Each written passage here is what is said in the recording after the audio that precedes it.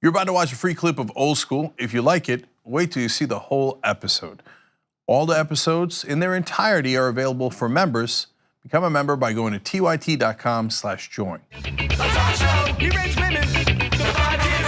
All right, welcome to Old School. Jayar Jackson, everybody. Wow. Reverend Jackson. Okay. People should know how this works. Wednesdays, I usually can't do these things, right? Yeah. But there's actually no reason why Wednesdays I can't do these things. So I think in figuring out what was gonna happen tonight, who was helping put the show together, they said, Jayar, can you do Wednesday? And I was like, sure, because 3 other people said no. Okay, so I'm glad we're doing this together because I haven't had a chance to talk to you in forever. Like, at least we'll get to talk on air. Absolutely, yeah, so that's how we usually catch up anyway. Yeah.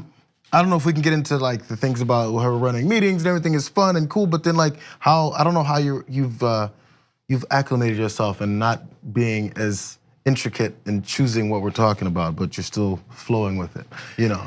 Yeah, so what Jayar's referring to is a little bit of inside baseball about how we produce the Young Turks, because Jayar is the senior producer on the Young Turks. I don't know if you know this, I'm on the Young Turks. And Jayar and I have been working together 14, 15 years, kind of lost count a little bit. Yeah. And so I want to get back into that topic in a second because he's talking about the production meetings and how we put the show together. That's an interesting topic. That's an interesting topic, okay. People ask. Yeah, so first of all, of course, Old School brought to you by shoptyt.com. Okay, Nice. Washington, okay. This shirt, if I wear it right, looks cool. Like it makes me look stronger. But I gotta wear it just right. Yeah. There's a way. I don't know if this is on Shop TYT, but I love this damn thing. The pop sockets for the kids. Oh yeah. Okay, so we're branded. Yeah. Okay, that's awesome. Thank you, Craig. That was Craig. You wonder what Craig was? So that'll be like the one time Craig's on air, right? And so, because we talk to Craig all the time, sometimes in the regular show, but on Old School all the time. So there he was. We know that one other time you could have been on, but you did that ninja crawl, the marine crawl I was to here for fix that one. the Old School thing logo. Everyone knows the laugh off camera, and it was identified as Edwin. But there is a secondary laugh also. It came in later, but is just as loved by everyone who watches. Yeah. So there's Edwin and Craig. Yes, a lot of love. So.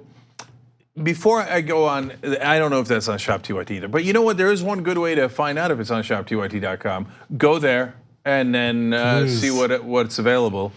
You know, I took a shirt off of there. I don't know, like I always wonder what we should and shouldn't talk about. Anyway, you know what side I air on? Can you guess which side of that I would air on? Talking about less. No. Yes. Yeah, I don't even know what it is, honestly, but you know. I know, because Jayar's paranoid. If you have to ask the question, the answer is no. Yeah, I hear you. And so there's a couple of houses you don't want to come to. Jayar's is one of them. One of the Old School conversations we had, not on this show, but back when we were actually doing the show Old School, like Young Turks a long time ago, which is what this show is a reference to. Yeah. And we had this conversation that's legendary, at least in our own minds, about what you would do if you caught someone in your house. Okay, and funny enough, you know, of course, many years later, I did have someone in my house, and so we got to find out whether I was full of crap or not. I was disappointed in you, actually. Of course you were. Okay, so this guy calls himself a former Republican. Okay, so the punchline is that I didn't shoot the guy in the head. So what kind of a former Republican am I? We'll get into all that stuff because you might not have heard those stories. But I'm going to tell you a little bit later. We're going to talk about 2 things I often get wrong, including something I'm in the middle of getting wrong now, which is really, really frustrating. And then, of course, all the things I get right. You can't say one thing without actually giving the other. Yeah, but we do have to be honest about the things I get wrong. So actually, we don't have to be, but I'm going to be. But to your for the folks who were wondering about what that conversation was a long time ago, so we had a conversation with me, Jayar, and an old friend who used to come on Old School all the time too, Wes Clark Jr. about what would happen if somebody broke into our house. It was because it was a Washington Redskin player who had gotten murdered in his own house in Miami. He was an all-pro. Sean Taylor. Sean Taylor, okay. He was a defensive back, he was a great player. And when somebody was in his house, he had a machete ready to go. And he pulled out the machete and but the guy shot him and killed him, I think, if I remember the story right. And the only reason he had a machete, because he would carry guns. He apparently had some kind of charge, some kind of aggravated charge or something, where the part of the punishment was he couldn't have guns for a certain number of years or months, who knows. So at the time, he didn't have his guns. So he had machetes instead ready to go. You know, looking back on it, this is a long time ago. Was it 10 years ago or something like that? Yeah. Okay. You guys can Google it too, like when Sean Taylor died. But so I was about to say I'm surprised the NRA didn't make that a cause celeb, right? Like, here's a celebrity who died, who normally carries guns and could have defended himself, but because he wasn't by the government allowed to have a gun at the time, he died because he couldn't get to the guy. He had a wife and young, I think, daughter, so he was protecting his family. It was set up. So, on the other hand, he was black. So, the NRA does not have a great track record of defending African Americans' right to own guns. Yeah. They'll huff and puff every once in a while, but Philando Castile was a time for them to show up or shut up, right? And so here's a registered gun owner who had every right to have that gun, murdered in cold blood by the police. Openly said he had it. After he said, I have it and I'm licensed and everything. If that was a rural white farmer and a cop he said, hey, I'm a proud Second Amendment licensed gun owner, and the cop's like, yeah, that's cool, boom, and shot him, the NRA would be like, we know it, jackboot and thugs of the government, right? So Philando Castile is black. They're like, yeah, okay, whatever. Yeah, it's one of those things where it was the perfect storm of you know how we say, I feel like John does this a lot. Like, he'll give the specific example of what if this happens in real life, what would they do? It was their beloved police and their over-aggressiveness versus their obsession with gun rights and being able to do whatever the hell you want because the Second Amendment is more important than the First. And those two things collided, and there only had to be one variable to allow you to choose which side you land on, and that one presented itself. You know, your beloved police who are afraid, and so they shoot when they're afraid, are met with an American who has all the Second Amendment rights he deserves, was exercising them to the fullest extent. You have to choose one of them because they both did what they do. One says, I have my gun, I'm legally allowed to carry, and the other was a afraid cop who they loved too. We know who they went with. Yeah. And I mean, look, like, not to get too deep into politics, but like the hypocrisy is around this, right? To respect the cops, Black Lives Matter, don't respect the cops. The FBI. FBI is garbage. They're about conspiracy against my beloved Donald Trump. Law enforcement sucks. Okay, wait, which one is it? Right? Yeah. No, FBI is not cops. Dude, they're the top law enforcement in the country, right? No. You got a president who's saying, like, maybe cooperating with law enforcement ought to be illegal, right? People forgot what that happened? already. I thought you guys love cops and law enforcement, et cetera. But it's kind of selective as it turns out, right? So anyway, the question was, what do you do if somebody's in your house? And Jayar and Wes were on the side of machete first, ask questions later. Okay, I was on the side of, no, you guys are crazy. What if it's accidentally your Uncle Bob who walked into the house and so you forgot he had the key? And the idea is to be calm no matter what. And this is what I liked about Wes's approach all the time, also with the bar, which was my favorite story of all time. But, that is and it's also what Sean Taylor did. So there was like 19-year-old who shot him, and they were friends of his nephew or someone. Because his nephew came over and he brought his friends over and said, oh, it's my uncle and it's Sean Taylor. That's what my nephew did. And they saw the house, right? And they were like, this guy's got a lot of stuff. So they planned to come back and rob him. They thought he wasn't gonna be there. Sorry to get too much into this story, but he happened to be injured that week, so he wasn't on the road traveling with the Washington football team. So they thought he was on the road. They thought it was gonna be an empty house. He was there because he was injured. So they were surprised by him. He got up, he didn't go wielding the machete and swinging it at them. He got up and said, get the fuck out. And they probably saw him with it, and they got scared and shot. Because there's this large human being who's much stronger and faster than you, and he is ready, and you have a gun, you're like, this is my only advantage. So they shot. I don't think he even had a chance to attack. They shot. But that buttresses my point. And yeah, I use the word buttress. That if he didn't have a weapon, they might not have shot him. Even the machete, though. Like, what was the that's what I'm baseball bat? saying. Yeah. Even if he didn't have the machete, you see a guy with a machete, you get antsy, and you're in his house, right? You got only two options, which is shoot or run the out as soon as you can, but then he might catch you because he's really fast, right? And then you get a machete in the back. So if he didn't have the machete, who knows? This is total speculation, but he might be alive.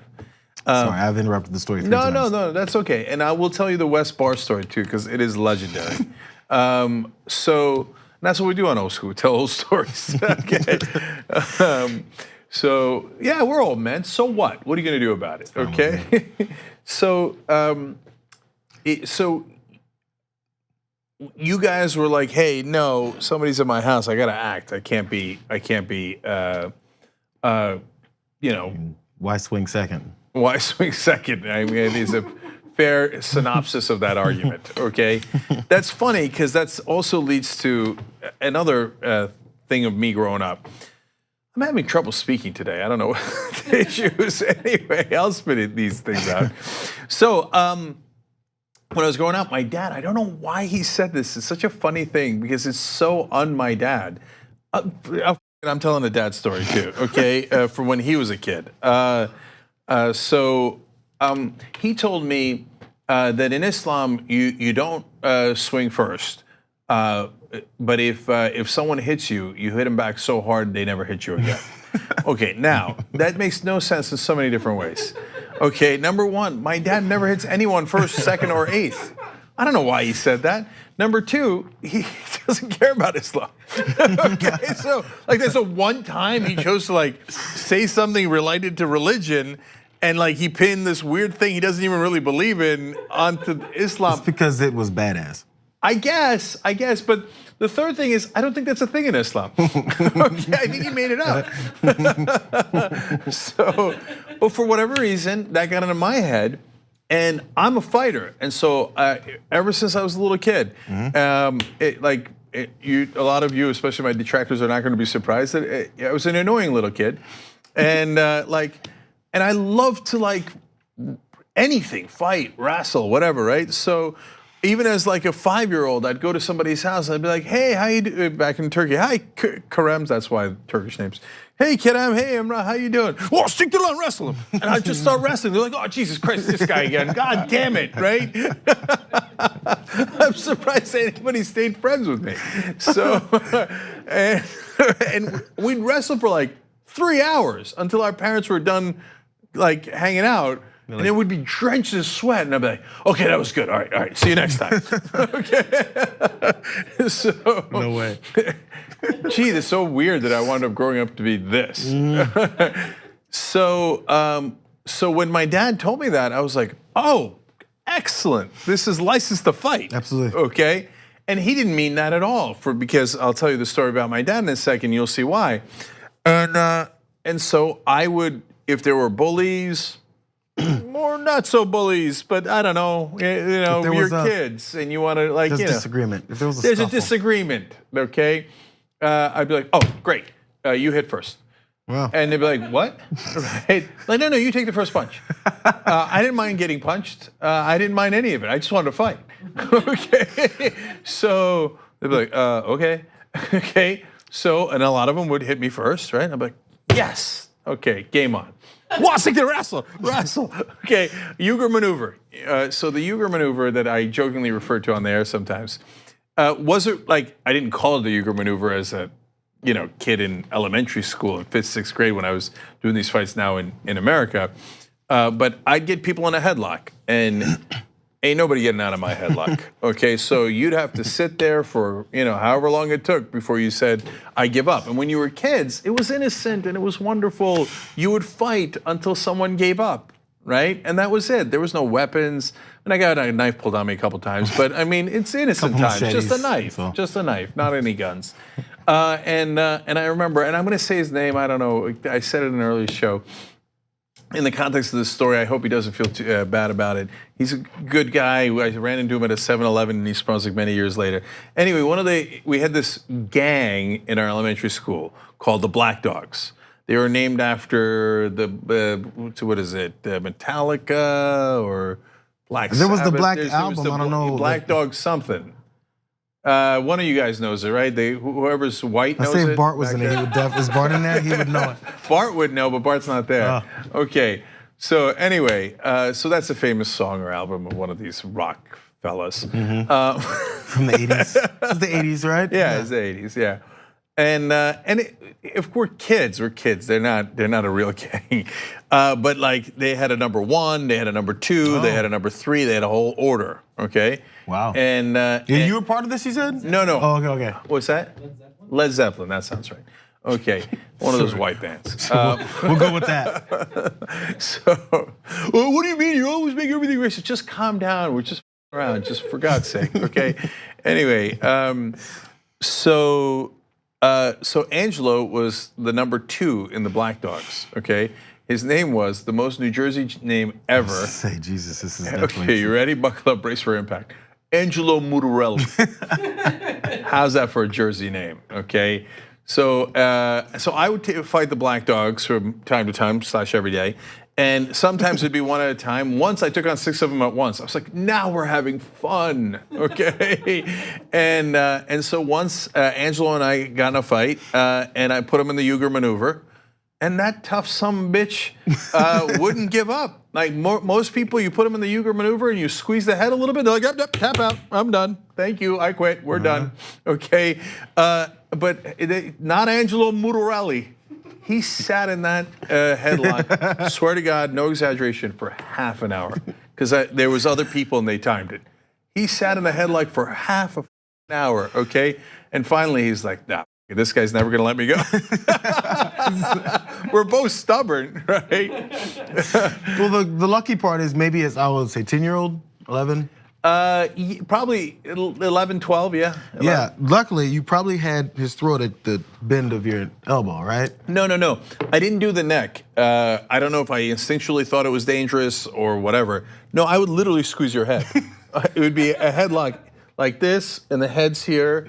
And that should be something you can get out of. That should be something you should get out of. At least your chin holds you in. That's right, the chin holds you in. You should be able to slip out of it, but not from the Uger maneuver. Once you slap the Uger maneuver on someone, it's over, okay? So just ask Angelo. So you went for the temple instead of the throat. Yeah, it's another bizarre thing of mine. But the thing is, that's just not just as dangerous, but I mean, squeezing temples for 30 minutes straight. Yeah, it's not a good idea. I once did a sleeper hold on someone. That's also a bad idea, and I will tell you about that. Found out why it's called the sleeper hold? Yeah, I didn't, oops. I didn't think it was real. Turns out it's real. So in fact, I think recently I told a story, I forget if it was to my kids or in a post game to the members, about Angelo on a different story, where same thing, 5th, 6th grade, somebody throws a stink bomb in the class, teacher's mad, says, okay, none of you are going home. We're gonna sit here for as long as it takes until somebody confesses. And everybody's like, Cenk, just do it. Just come on, hurry up. We wanna go home. We wanna play kickball. It's you, everybody knows it's you, Cenk. Just say it, right? And I'm like, I don't even know what a stink bomb is. No. They're like, it doesn't matter, just say it, Cenk. And I'm like, okay, you gotta know 2 things about me. One is, if you're in a headlock, you're not getting out. And number 2 is, if I didn't do it, I ain't gonna say it. Okay, so I'm like, we can sit here for days. Okay, no way I'm gonna tell you I did it when I didn't do it. So we sat there for about half an hour when Angelo was finally, it's like, I did this thing bomb. God damn it, Cenk. Angelo has a 30-minute, he has a 30-minute threshold for everything. Yeah, he does. It's funny when you're kids, like you think that the hostility is real to some degree, right? But then when we ran into each other as grown-ups at the 7-Eleven in our hometown, we had a great conversation. He's a good guy, and and so it's all the things in your heads. We used to have fake weddings. It was fun. It was America when kids were kids, and we could do crazy. We used to play a sport in elementary school called Kill the Man with the Ball. Okay, that's not a sport they allow anymore. Okay, Not at all. But did you ever have that? Did you have kill a man with a ball? There was. It's called something. Yeah, there was called lots of something names. else I can't remember the name, but yes, it was. It's not a good. Be prepared to have. Oh, I didn't. There's a bad name Or maybe for it. it's I didn't different know. since I've been out too. No, yeah. Do you, Chikori? Do you know the bad name? No. Smear the yeah. Oh, I didn't know that. Oh. Obviously, it was a homophobic name.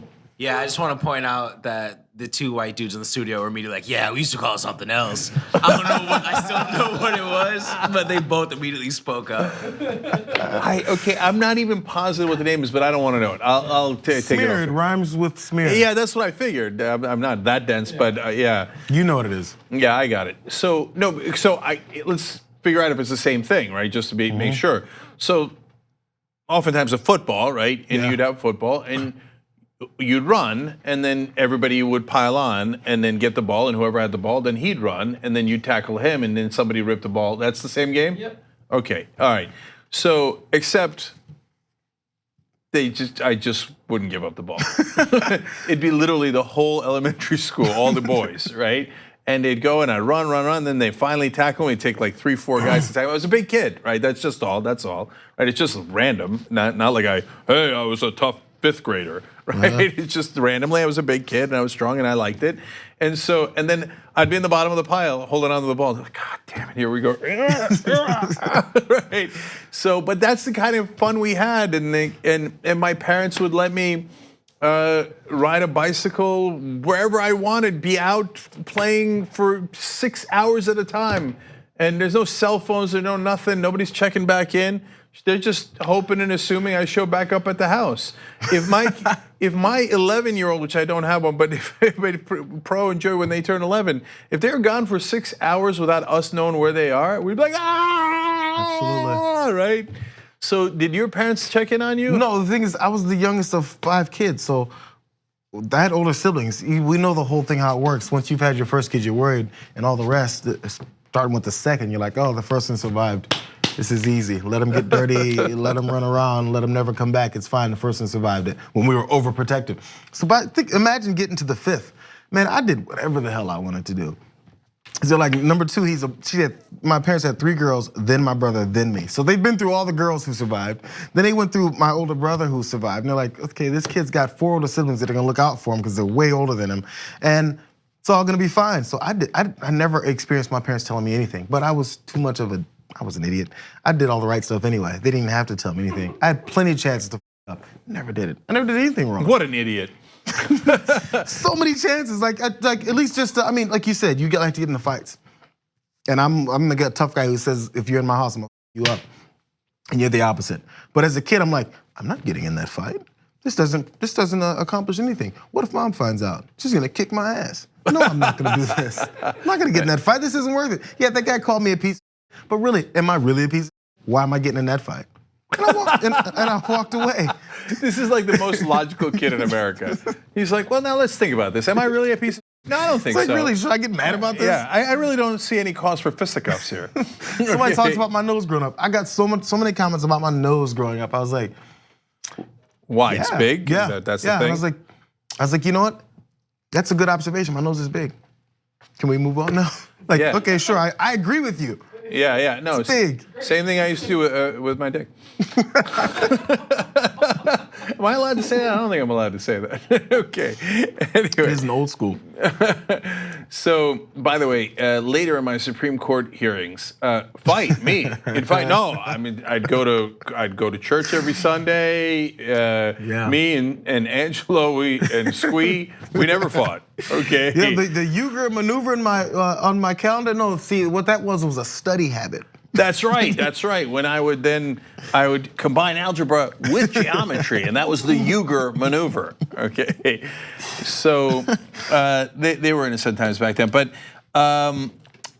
so my dad, I'll tell you that story real quick. But okay, actually, before I do that, did they let you out of the house and not check in on you for like 4, 6 hours, 8 hours, whatever? Well, yeah, because I was with my brother a lot. He's 3 years older than me, so we'd ride bikes. No lie, I lived in the country county part of St. Louis. So I wasn't like in the city. So you're out in the wide open where streets are 4-lane highways, basically. You know, there's street lights and stuff. But if you think about the middle of the country, we live in LA where every street is tight and there's a stoplight every half a block.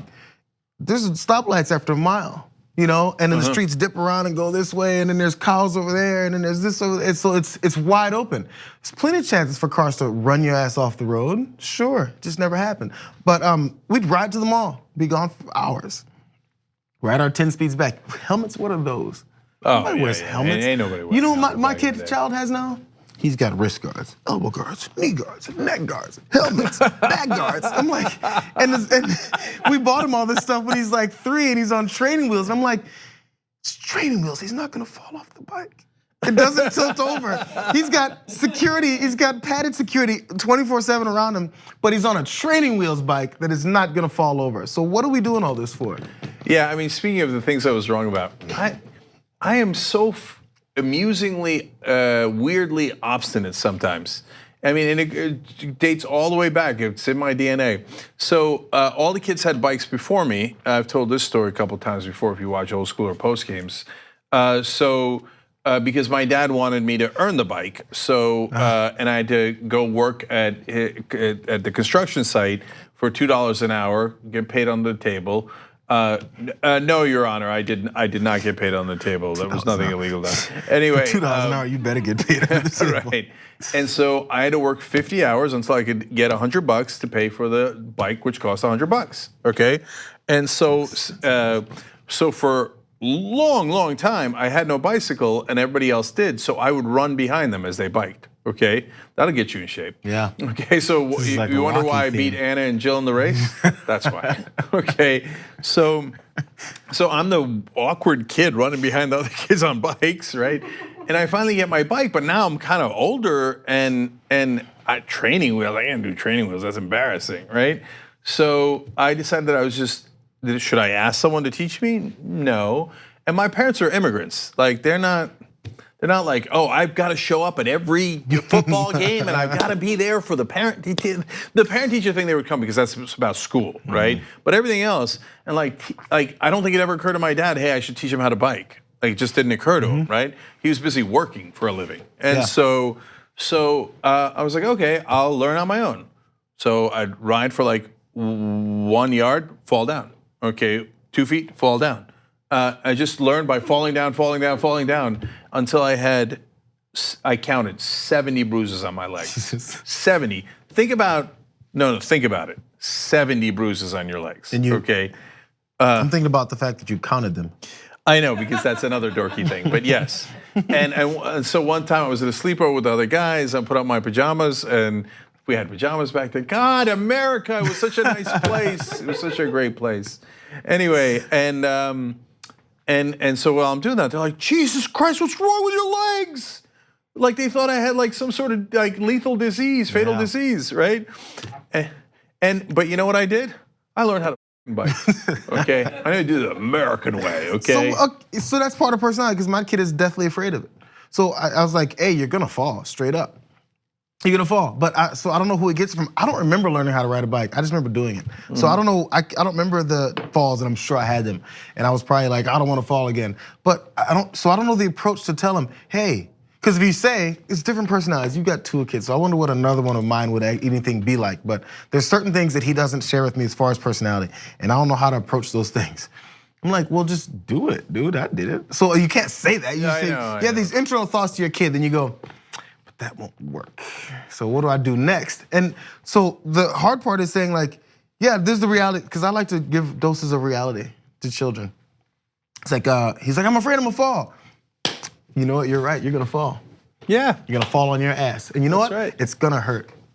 And you're gonna get back up, or if you don't, you'll be that schlep that has training wheels, and then when your kids are rolling down the street, your friends are rolling down the street having fun, you're gonna be like, damn, this hurts more. Yo, that's a good way of putting it. I like that way of putting it. You have to be a But do some- philosopher, put- and I'm not yeah. even that good at that. Put some psychological damage on the kid. That'll teach him. No, I'm kidding. I think that's right, though. So when I was learning skiing, it was a little bit more bougie, but the guy who was a family friend who was teaching me, he said, if you're not falling, you're not learning. Like if you're just like doing the V thing all the way down the hill, that didn't get you anywhere, right? Okay, you didn't fall, congratulations, but you didn't learn how to ski. Right. So and in skiing it makes more sense. There's snow, you fall in snow. In biking, you fall on concrete. Okay. Anyway, so my dad. We're gonna jump around a little bit.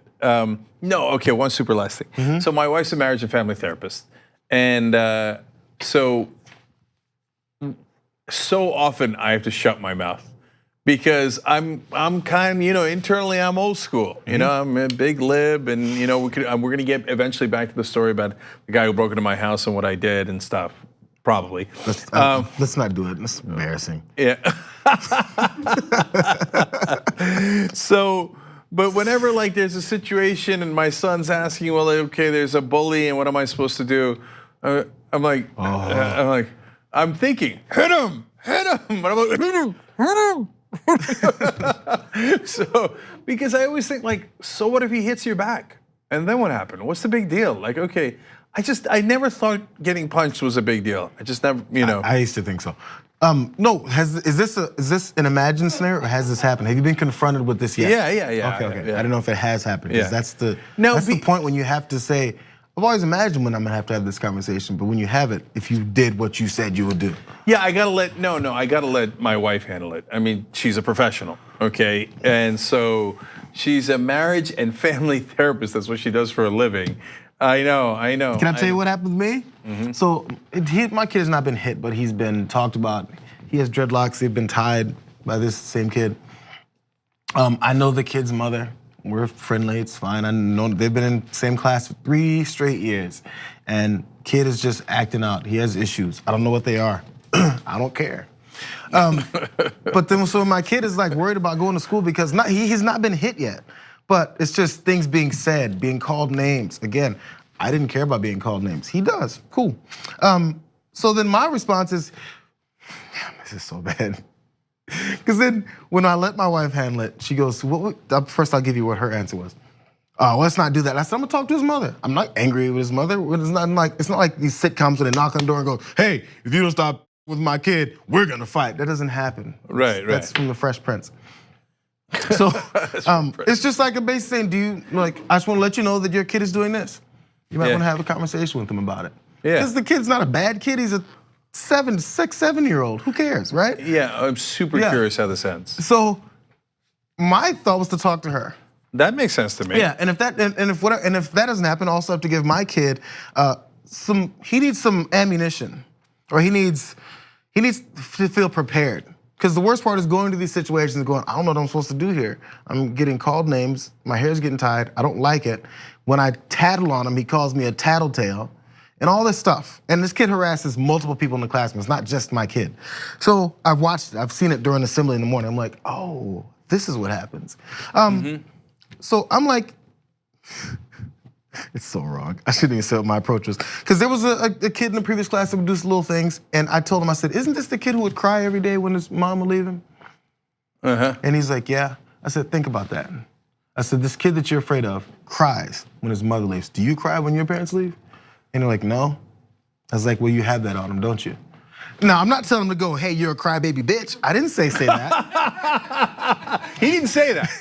In his Supreme Court confirmation hearings, never told his kid to tell the other kid that he's a crybaby bitch. Just all I'm saying is you need to have in your mind what their weakness is so that you won't see them as this strong, overpowerful character on you.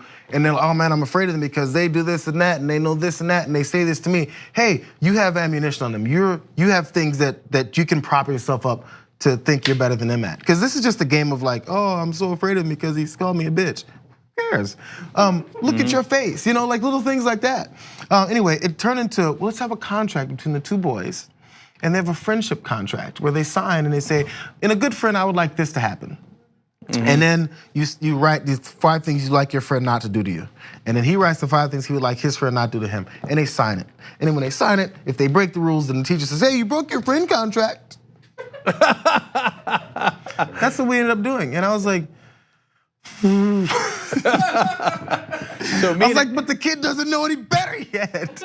But the thing is, that's the right way to go, of course, because the kid's not a bad kid. I'd never tell my kid to punch him in the face and all that stuff, because then my kid's in trouble, and then that's not who he is. I wasn't that kid either, so I understand. But I would at least like for my kid to be armed with self-worth. Because what bullying does mentally is breaks down kids' self-worth, and they're worried, I'm not as good, oh my God, I'm scared, oh, what if he does this? My kid dyed the tips of his hair green with his little temporary green. He goes, I'm worried, I'm not gonna say the kid's name, that so-and-so is gonna talk about my hair. He had no reason to believe that the kid would talk about his hair. The kid never said anything else about the color of his hair, but for some reason he thinks his choice to color his hair green would make this kid talk about his hair. So now he's internalizing everything he does in his life. But you know I would tell him? I said, look at his hair. Does it look cool to you? No. Yeah, so we'll talk. That's where I wouldn't go. Don't talk about his hair. Because I was good at talking. Like I said, I had 4 siblings. Oh, we talked a lot. I could read you up and down. Yeah, that's great. So me and Angelo had a contract too. I squeeze your head until you give up. The TYT Plus app is now available on iOS and Android. Download to get more TYT content at tyt.com/app.